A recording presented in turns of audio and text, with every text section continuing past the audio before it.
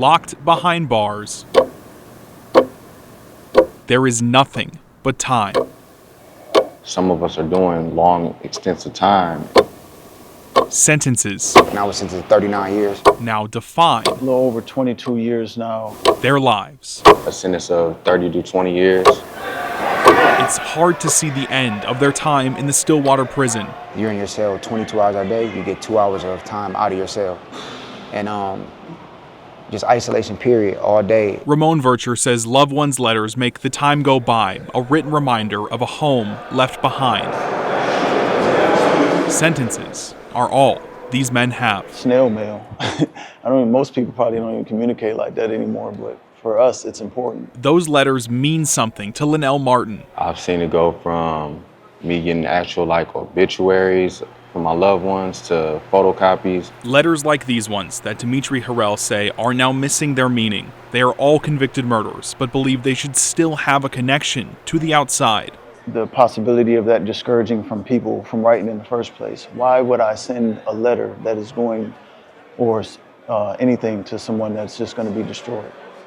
And they're never going to get it. Minnesota Correctional Facility Stillwater is one of 3 Minnesota prisons now photocopying all incoming mail.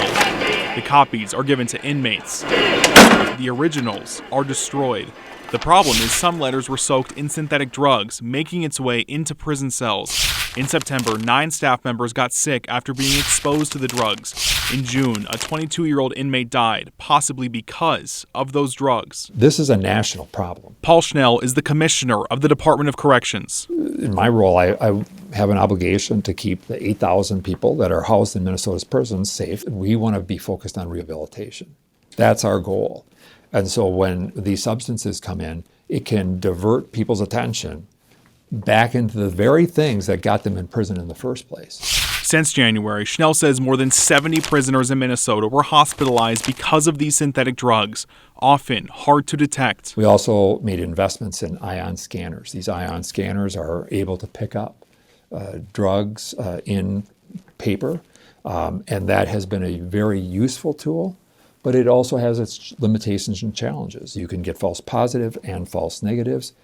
So oftentimes, we're chasing, is this the real thing? He also says these drug-soaked letters have been delivered through legal mail, letters passed through an inmate's attorney. We have found mail that has been tainted that came in through legal mail. And when we've done some follow-up, we found that it was mail that was passed through from family members to the law firm. And then we also have people that, set up false law practices. Schnell says it's a frustrating problem with no perfect answer and is affecting every one of their facilities.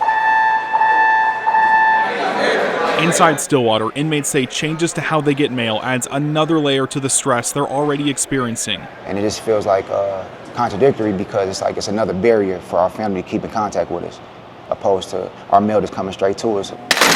A barrier balanced between safety and authenticity. Those photos last in a photo album versus a piece of paper that's just copied.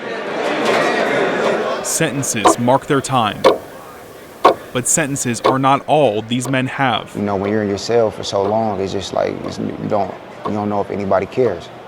So I try to provide that as a mentor and share my story about healing and share my story about growth.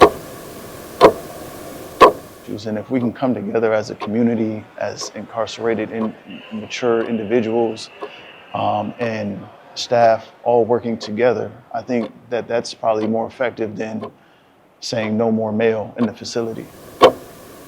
And as time passes, the struggle continues between the letter and the law.